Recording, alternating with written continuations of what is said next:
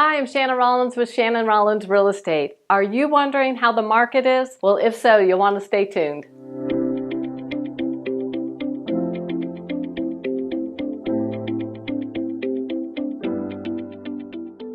With the concern over increased prices and elevated interest rates, buyers and sellers have been moving cautiously in the real estate market. However, experts say we're no longer in a spooky market for several factors. Those factors include the easing of interest rates recently, the increased inventory on the market, and the continued demand for homes. Because of all that, we're not in the market where we're concerned about there being a crash. It is a more stable market now. So if you're a seller and a buyer, what does that mean for you? If you're a buyer, it means that you're not in that buying frenzy where you have to quickly make a decision because you might lose out on a house and you want to secure that really low interest rate. Instead, it means that you might have more negotiating power. You can negotiate on price, maybe repairs. You might even be able to find a seller that's willing to buy down your interest rate. That means that you need to start planning now. Get with a mortgage broker that you trust. I always recommend Greg with Modern Mortgage Simplified because he will sit down with you, look at your entire financial situation, help you consolidate loans if you have multiple loans, and help you come up with a plan. Once you come up with a plan and we know what the interest rate's going to be, that's when we get with the real estate professional and we figure out a strategy. Are we looking for a seller that needs to negotiate on price to get it to where you need to be?